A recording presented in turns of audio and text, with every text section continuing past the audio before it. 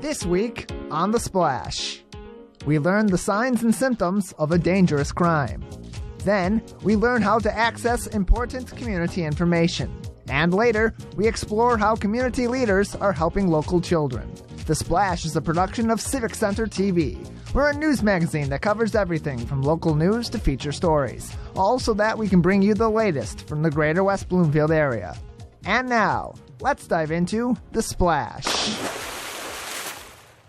Thank you so much for being with us on The Splash. I'm Brooke Allen. Recently, Temple Shir Shalom held an open talk and forum about human trafficking, helping the community learn to recognize the signs and symptoms of this crime and tragedy to hopefully stop it in its tracks. Reporter Patrick McElmurray attended the event to learn this vital information. We're here in Temple, Israel in West Bloomfield, where we're discussing human trafficking and the widespread effects that it has on many more lives than one would think. When Teresa Flores was just 15 years old, an innocent ride home from school ended with her being drugged, raped, and photographed by a fellow student and his cousins. She was then blackmailed and sex trafficked for the next 2 years of her life.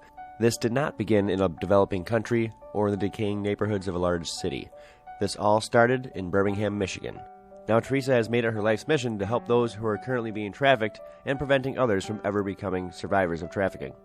One such way is through the SOAP Project. Save Our Adolescents from Prostitution, where they distribute millions of bars of soap wrapped with a red band that gives the National Human Trafficking Hotline number and resources to high-risk motels. The idea of soap came from one of my worst moments, going through Detroit and getting lost and realizing that there were so many Teresas still out there being left for dead, and being sold to men. And so I wanted to be able to do more than just talk about this. I wanted to reach out to them and let them know there is a 1-800 number. There is somebody they can call and help and get out. We do it in Detroit 3 times a year. We do it for the Detroit Auto Show, the Grand Prix, and the Dream Cruise. We have 23 chapters all around the country. So any big event that's coming to an area, we have volunteers that help us get it out. Human trafficking is now the second leading crime in the world, including the United States, only behind drug trafficking. And an estimated 1.3 million people go missing in the U.S. every year, many the victim of human trafficking. But don't let certain myths about trafficking lull you into the belief that it cannot happen here. It's sensationalized in the movies, and we have this ideal that it's the inner city pimp who's trafficking these kids. It's not that. Some of these girls are never not chained to a bed. They're lured by a dream of a better life or not having to do what the parents tell them. They're lured by that.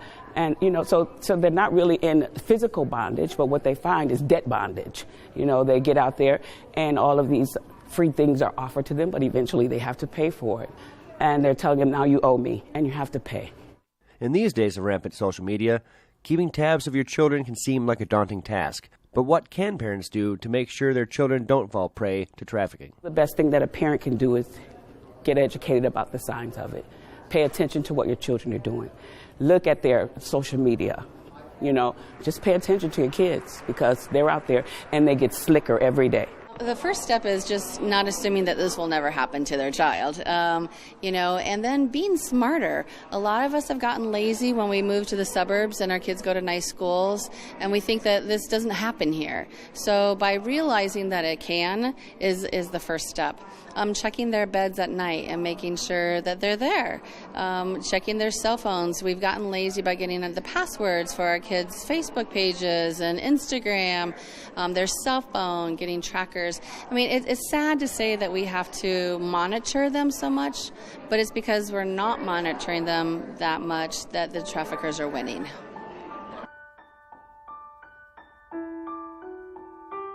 Reporting for The Splash, this is Patrick McElmurray.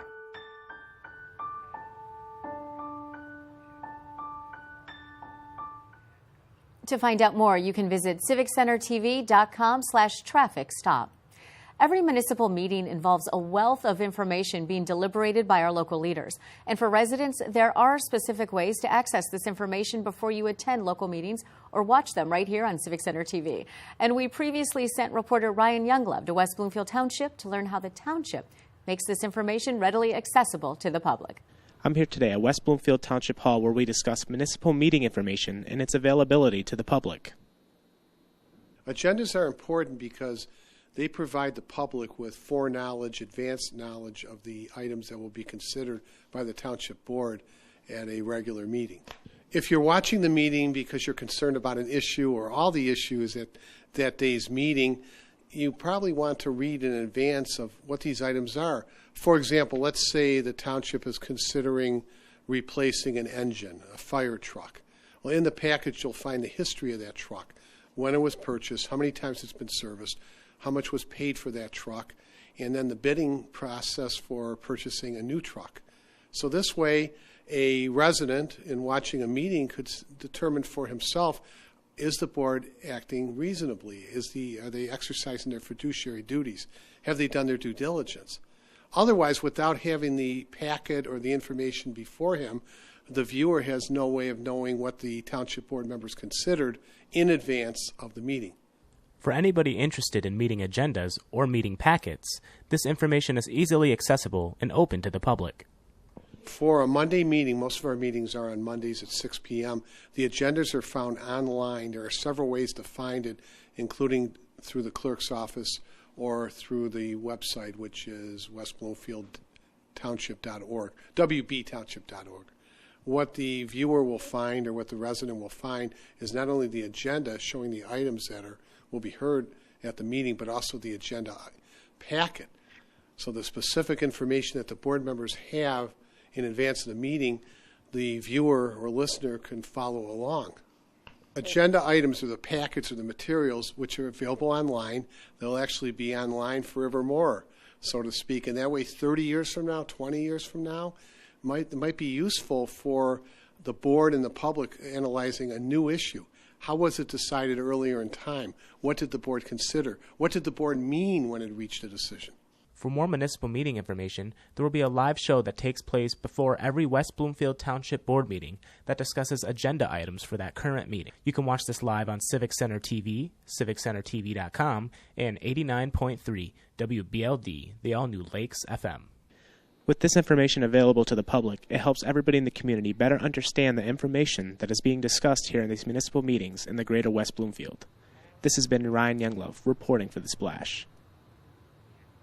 For more information, feel free to stop by our website at civiccentertv.com/meeting agendas. Coming up, we take an inside look at mental health and substance abuse amongst our youth, and then we hit the roads for another episode of Sidewalk Talk. Don't go away. You're watching The Splash on Civic Center TV.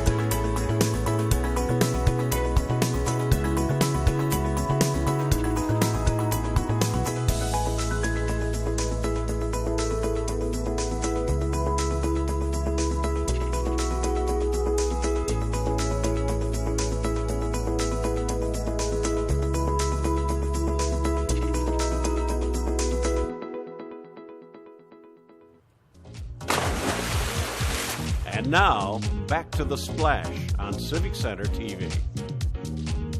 Welcome back to The Splash. I'm Brooke Allen. Thank you for being with us. The Greater West Bloomfield Community Coalition works tirelessly to provide programs and information to children and families, mitigating and preventing the trials of substance abuse, mental health problems, and other various issues that youth and teenagers face in their development. We sent reporter Tyler Keefe to West Bloomfield High School, where the coalition met to go over the numbers in detail with the community. At its community meeting, the Greater West Bloomfield Community Coalition displayed the results of a special study and set forth its goals for the oncoming future. The Greater West Bloomfield Community Coalition recently invited the community out to West Bloomfield High School to examine the results of a recent study on substance abuse and mental health, based on a survey filled out by West Bloomfield area students. The expert behind the study was Dr. Darren Lubers, a West Bloomfield High School alum and research scientist that specializes in utilizing data to analyze the efficiency and effectiveness of methods utilized to address mental health and substance abuse issues throughout the country. Dr. Lubers' study came as a reminder that addressing these issues in our community is an ongoing process and provided a baseline for community leaders to gauge the effectiveness of our community's current methods in addressing these factors. Really, the study is about a survey-driven analysis that is sort of derived from what's called the MyFi, which is an instrument that asks kids about their perceptions of mental health, physical health, how often they've used various substances in the past 30 days. And it really is a nice, well-rounded way to kind of get a gauge on how our teens are doing in a multitude of ways. In addition to addressing the results of the study, local community leaders and advocates had the opportunity to engage in a dialogue about mental health and substance abuse amongst our youth and teens, a conversation that Dr. Lubers says is vitally important to properly addressing these risk factors. Communities are engineered in ways to add protective factors. There are always given risk factors in any given community, but the more that you have an awareness of some of the concerns and acknowledging many of the strengths.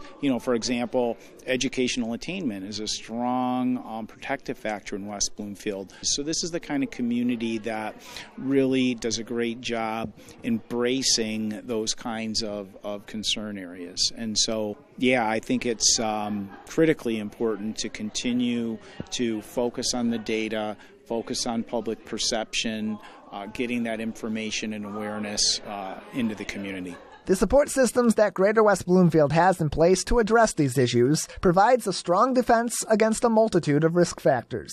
But experts like Dr. Lubers do contend that the best way to continue to make progress in these defenses is to stay ahead of the data and maintain a concerted effort to help our youth. It strikes me that you have school board members, you have administration, you have a great set of individuals and community members who are very concerned and want to continue to address these issues. It's just one of those things that's what the data is saying, that we need to continue to focus on those areas. Recognizing the trends helps you recognize how to help, which is why the Greater West Bloomfield Community Coalition keeps that so close to heart. At West Bloomfield High School, I'm Tyler Kieft, reporting for The Splash. For more on this story, you can visit civiccentertv.com/coalition community meeting. And now it's time for Sidewalk Talk, where reporter Patrick McElmurray asks the people of Greater West Bloomfield about their favorite TV shows.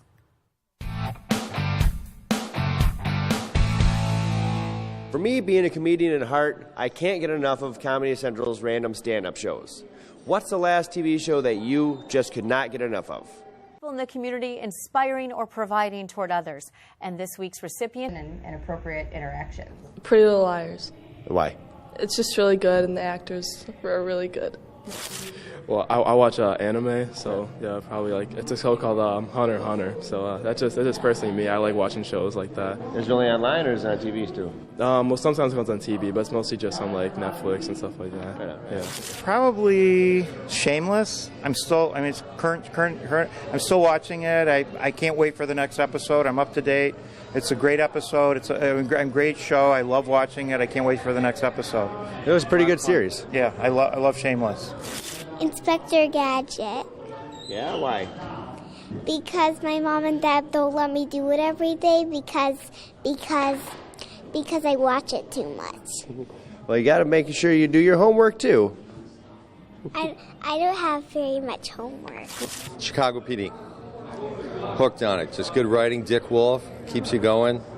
Guy's a good guy, a little bit bad guy. I think that's how I want my police. Just on the edge, but keeping everybody safe. Probably The Office. Why is that? Because I love it. It's funny. Who's your favorite character? Dwight. Dwight? Yeah. Because he's always messing with Jim? Yeah. What's the last TV show that you just could not get enough of? Grey's Anatomy. Really? Yeah. Why is that? Loved it. I like the doctor stuff, and I want to be one. You be a doctor or a nurse? No, a doctor. Doctor, that's a lot of school. Yeah, I know. All right. Are you ready for the 12 years? Yeah, I am. Good for you. I'm kind of on Game of Thrones. I didn't watch it originally, but over like this 2-year break, I've watched all 7 series, so I'm ready to go for the final season here. So, yeah, I had the free subscription to HBO, and it just went off my cable, and now I actually have to pay for the HBO. Can I use your free subscription? I don't even have a subscription. I use my buddy's. I use his app through Apple TV. I cannot get enough of Shameless. You know, when they say someone always has it worse than you, I would say that family kind of does. And it's a very good show. Can't wait for the next episode next Sunday. I don't know. No Days of Our Lives? No. No, probably Henry Danger. Kids show, just because I watch it with my sons, so it gives us something to kind of laugh with and joke around with. SpongeBob. Why? It's really funny. Who's your favorite character, SpongeBob or Patrick? Patrick. Hey, thank you. That's my name. Oh, wow. I'm Patrick McElmurray. Join us next week for another episode of Sidewalk Talk. For more episodes of Sidewalk Talk on Demand, visit civiccentertv.com/sidewalk talk. Now it's time for the Civic Center TV event update. We provide you with upcoming events around Greater West Bloomfield. And for more events coming up, visit civiccentertv.com/events.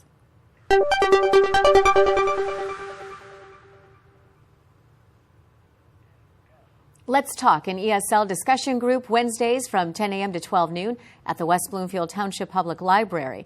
Anyone learning English or who wants to improve their skills is welcome during this English language discussion group. A tutor from the Oakland Literacy Council will facilitate the conversation and help all who attend become stronger with their English language skills. Feel free to drop in for all or part of the sessions. For more information, call 248-232-2290 or visit wblib.org. Operation Medicine Cabinet. Dispose of your expired and or unused prescriptions anonymously, no questions asked. Operation Medicine Cabinet helps keep all of our citizens safer and protecting young people from the harmful misuse of prescription drugs, understanding the needs of seniors, and also the environmental implications related to improper disposal of medications. West Bloomfield Township and the cities of Keego Harbor and Orchard Lake Village are community participants in this program. You can drop off your medication at Keego Harbor City Hall Tuesdays and Thursdays from 9 a.m. to 2 p.m., at Orchard Lake City Hall Monday through Friday, 8 a.m. to 4 p.m. except holidays, and 7 days per week at the West Bloomfield Police Department. For more information, visit oakgov.com/sheriff. West Bloomfield Township Passport Day is held on the second Wednesday of each month when the West Bloomfield Township Clerk's Office extends regular hours to 6:30 p.m. The Clerk's Office is an acceptance agency for new passports and will help residents file passport applications as well as take acceptable passport photos. The West Bloomfield Clerk's Office is your one-stop location in town for quick, accurate answers to all of your passport-related questions. To find more information on passport services in West Bloomfield, visit the Township website at wbtownship.org. The Museum of Lost Art by Noah Charney, March 7th at 10 a.m. at the West Bloomfield Township Public Library. Enjoy a morning of learning about artworks that have been lost throughout history in ways you never imagined. Each story is a fascinating tale of history, mystery, and art, all in one free program at the library. For more information, call 248-232-2290 or visit wblib.org. Mommy and Me hike March 7th at 10:30 a.m. at the Recreation Activity Center. You and your child are invited to join a West Bloomfield Parks naturalist on a nature discovery and exercise walk. The trail may be unpaved, so all-terrain strollers are recommended. A baby backpack carrier is suggested for infants. And depending on the weather and temperature, we may have additional indoor activities and shorter outdoor activities. This is a free program, but pre-registration is required for all participants. All ages are welcome. To register, visit wbparks.org. The Maple Sugaring Brunch Sunday, March 10th from 12 noon to 2:45 p.m. at Orchard Lake Schools. Celebrate the oncoming spring with a maple syrup pancake brunch. The event will be hosted by the Polish Mission of Orchard Lake Schools and West Bloomfield Parks. Guests will see a historical sap to syrup demonstration, learn about the other benefits of maple trees, and enjoy warm pancakes topped with local maple syrup. The event will also feature tree identification, a history lesson, crafts, and an interactive nature table. Tour times are at 12 noon, 1 p.m., and 2 p.m., and last up to 45 minutes. The deadline to register is March 7th at 7 p.m., and you can register by visiting wbparks.org. On March 11th at 7 o'clock p.m., join West Bloomfield Township and the cities of Keego Harbor, Orchard Lake Village, and Sylvan Lake for the State of the Communities, broadcast live on Civic Center TV and 89.3 WBLD, the all-new Lakes FM. The community-wide event will take place at Abbott Middle School in the cafeteria, where Orchard Lake Mayor Bruce McIntyre, Keego Harbor Mayor John Fletcher, West Bloomfield Township Supervisor Steve Kaplan, and Sylvan Lake Mayor Aaron Lorenz will be presenting on behalf of their communities. This event is open to the public. However, the cafeteria at Abbott Middle School has limited seating, and reservations may be made by visiting civiccentertv.com. For more information, stay tuned to Civic Center TV on Comcast Channel 15, AT&T Channel 99, as well as online at civiccentertv.com and on the radio at 89.3 WBLD, the all-new Lakes FM. The Keego Harbor Jacket Club presents its annual Wild Game Dinner March 12th from 5 p.m. to 9 p.m. at Santia Banquet Hall. Come enjoy good friends, good food, and support an all-volunteer organization dedicated to helping local families and children in need in Keego and surrounding communities. Some of your favorite wild game will be served, including walleye, elk stew, venison, carved beef and bison, and much more. Tickets can be purchased for $45 for individuals or a table of 8 for $320. For more information and to register, call 248-257-5955 or email denniskearns@gmail.com. Sit to Stay Fit exercise class Wednesdays from 11 a.m. to 12 noon at Spirit of Grace Church in West Bloomfield. Help your mind, body, and spirit and improve your strength and balance in this fun exercise class for people of all ages. It costs $4 to attend each class, and you can learn more by calling 248-682-0770 or by visiting spiritdrivenchurch.org. And that's this week's highlights. You can find more events online at civiccentertv.com/events and see everything going on in the greater West Bloomfield area. We're going to take a short break, and when we return, we'll be speaking with West Bloomfield resident and author Risa Kirschner. Don't go away. You're watching The Splash on Civic Center TV. Civic Center TV is your home for everything greater West Bloomfield. Here you can tune into community programming such as our weekly news magazine show, The Splash, as well as coverage of local events and meetings in Keego Harbor, Sylvan Lake, Orchard Lake, and West Bloomfield. You can also watch all of your local programming online anytime at civiccentertv.com. Civic Center TV, television that's close to home. For every meeting of the West Bloomfield Township Board, join Civic Center TV for a brand new show called West Bloomfield Township Board All Access, airing at 5:30 p.m. Our team will review how to access meeting agendas, go over the key issues on that night's agenda, and talk to township officials about projects happening right here in your hometown. It all happens live at 5:30 p.m. before every meeting of the West Bloomfield Township Board on Civic Center TV and 89.3 WBLD, the all-new Lakes FM. And now, back to The Splash on Civic Center TV. Welcome back. We're joined by West Bloomfield resident and author Risa Kirschner. And Risa, thank you so much for being with us today. Oh, it's good to be here. So you are a lecturer, an attorney, real estate broker, but now you are an author. So tell me a little bit about this. So 15 years ago, I was sick when my daughter was 2. And the story is based on her real life experience, her visits to me in the hospital and how she perceived the hospital and the things that made her nervous and the things that made her excited. And it's all based on her visits to me and what she learned about being at the hospital. So it kind of demystifies the Exactly. hospital for kids who may have to go pretty often to see their parents. Right, visit a parent, a loved one. You know, I wanted her to know that I loved her no matter what, whether I was at home or whether I was in the hospital, that I loved her the same. And that's really what the book talks about. Okay, so the book is called Feel Better Mommy, and I'm going to have you read a few pages. Okay, wonderful. Okay? Yep. Today is a very special day, Abby thought, as she pushed the shiny elevator button in the big, tall hospital. Let's go see your mommy, her Nana said, smiling.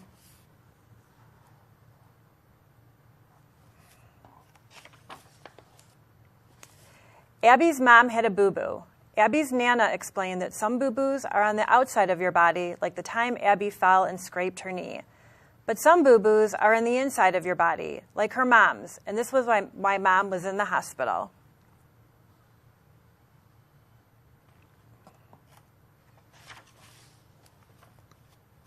Mommy, are you here? Abby called down the long hallway, peeking her head into each room as she went by.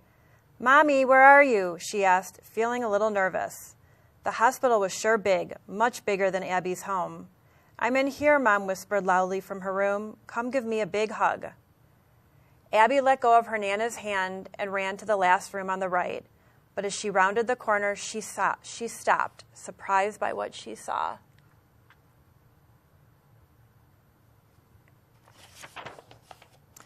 Abby's mom was in a special bed surrounded by all kinds of strange machines with tubes sticking out of different parts of her body. This did not look like home at all.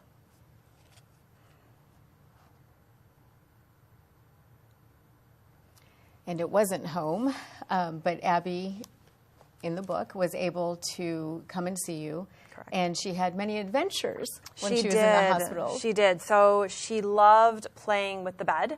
I gave her the remote control, and she loved making the bed go up and then go down and then go up and down together. And she rode on my lap. Every time they took me somewhere by wheelchair, she rode on my lap. And she carried her teddy bear around with her, and they let her push her teddy bear around in the wheelchair.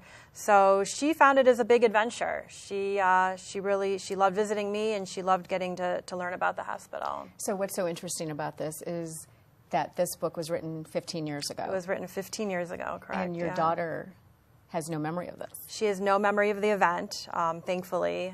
It was a kind of a traumatic event for me, but luckily she has no memory of it. But I remember very vividly her visits and how important it was for her to visit me when I was sick. So that being said, you've actually been a patient advocate. So for the past 10 years, I started to volunteer at the hospital and talk about my experience of being a patient and how important it is for my family, for my daughter to have been there, and giving back. I'd like to help other patients and families as well. So let me ask you this question. If a parent is in the hospital for an extended stay or even a loved one, your thought about children visiting, instead of being scary, is what? It's important, and I talk to the hospitals, I talk to the staff, and I say how important it is for children to be able to visit their parents when it's appropriate. My daughter wasn't allowed to see me all the time, but they made it, when it was appropriate, they made it possible, and they'd cover me up if they needed to, but they knew as part of my healing process how important it is for a loved one, or especially a parent, to be able to have their children around. Right. Okay, so we actually have 3 different copies in front of us. Same book, but 3 different copies. So explain, this one is the hardcover. So I have the hardcover. Yep, I have the hardcover. And there's a softcover edition, and I was holding. And we also created a coloring book. So the idea is that depending on the age of the child, it might be nice for them to, even if they couldn't read it on their own, someone could read it to them and they could color in the pages. And so it's the same story. Same story in all 3. Yep. Just in a coloring book edition. Yep. So what age appropriate? Do you think this is? We decided to write, when I wrote the book, 5 to 8 could read it on their own, but we really said it could be read to really anybody older or younger, anyone who's getting ready to go to the hospital for the very first time. But if someone wanted, it would be like a 5 to 8, like a young reader could read it on their own. Right, right. And probably you want a parent or a caregiver to read this because correct. You don't want them to be looking at this and thinking, oh, what a great thing, but then they go to the hospital. Right, exactly. So the hope is that someone's reading it to them and kind of helping them along and explaining to them as they go. So tell me one thought, if you could sum it up in one sentence for me. What does this book mean to you? This book is a love story it's a love story for my daughter. I was not home for a very long period of time, and one thing, if you asked her, she will tell you that she has no memory of the event, but she knows she was loved. And that was the goal, is that even if a parent or a loved one has to be away, that whether they're in the hospital or somewhere else, that the love for their child is the same no matter whether they're home or whether they're not home. If you go to my website, it's www.feelbettermommy.com, and it'll tell you all the instructions on how to, all the directions on how to order the book. Okay, and all of these will be available? They will all be available. All versions? Correct. Yep, all versions. Okay. Yep. We also have 2 books sitting next to me. And these are not kid books. No. These are not kid books. They're adult books. So they're adult books. Yep, I contributed to 2 books about my experience as a patient, both of which are about medical experience.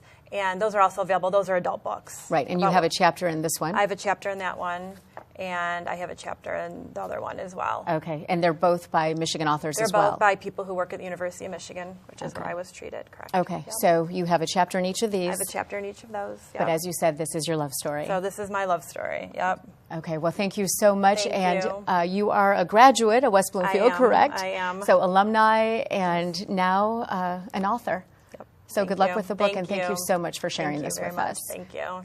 And again, we've been joined by West Bloomfield resident and author Risa Kirschner. And now it's time for a new episode of Parenting on the Go, where I sat down with Alex Ho to discuss tutoring.